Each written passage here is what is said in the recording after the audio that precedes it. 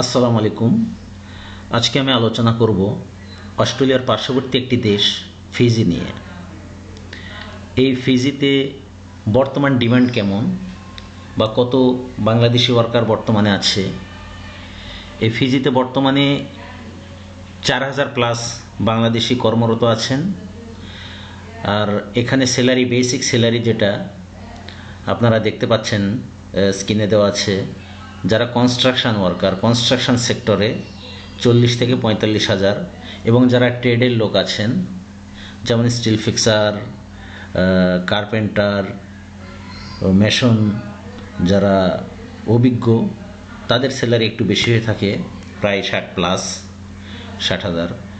এবং factory worker যারা আছে তাদের স্যালারি মিনিমাম 60 থেকে 70-এর মধ্যে সীমাবদ্ধ থাকে। কারো আবার বেশি আছে, যারা সুপারভাইজার, যেমন ভালো কোনো পোস্টে আছেন, তাদের স্যালারি একটু বেশি থাকেন। বিগত দিন আমরা যেগুলো ফ্লাইট করেছি, মোটামুটি 25 থেকে 26 জন, এনাদের স্যালারিও মোটামুটি কেউ পাচ্ছেন 45, কেউ 50 এই কনস্ট্রাকশন সেক্টরে। এখানে আবার আরেকটা সুবিধা আছে, থাকা খাওয়া সব কিছু ফ্রি। আর যারা ফ্যাক্টরি ওয়ার্কার তারা কিন্তু 60, 65, 70 পর্যন্ত পাচ্ছেন। তো যারা যারা এই ফিজিতে যেতে চাচ্ছেন অবশ্যই যোগাযোগ করবেন। আমরা সাধারণত 5 থেকে 5.5 লক্ষ টাকার মতো নিচ্ছি আপনার ইন টোটাল, একেবারে ওয়ার্ক পারমিট থেকে শুরু করে ফ্লাইট টিকিট পর্যন্ত আমরা এ টাকা নিচ্ছি। এবং বৈধভাবে ম্যান পাওয়ার করেই কিন্তু ফিজির ফ্লাইট করা হচ্ছে, আলহামদুলিল্লাহ। তো যারা যারা যেতে আগ্রহী আছেন অবশ্যই যোগাযোগ করবেন।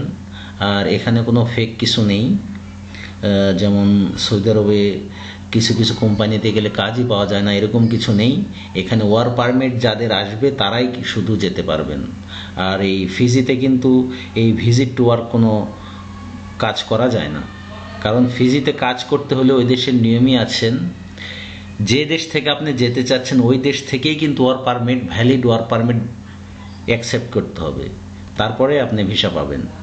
আর অবৈধ লোক ফিজিতে খুব কমই, সেখানে অবৈধ থাকা সম্ভব না, কারণ অল্প সংখ্যক একটি জনগোষ্ঠী দেশ হচ্ছে ফিজি, সেখানে অবৈধ লোক থাকা খুবই সমস্যা। এ কারণে আমি মনে করছি যে বর্তমানে যে মিডল ইস্ট যেহেতু সমস্যা, কাতারেও সমস্যা, লোক পাঠালে কাজ পাচ্ছে না, তারপরে দেখা যাচ্ছে সৌদিতেও সমস্যা, লোক পাঠালে কাজ পাচ্ছে না। তো আমি মনে করব যে ফিজি দেশটা খুব মোটামুটি একটা ভালো, যেটা আমি মনে করছি আর কি। আসসালামু আলাইকুম।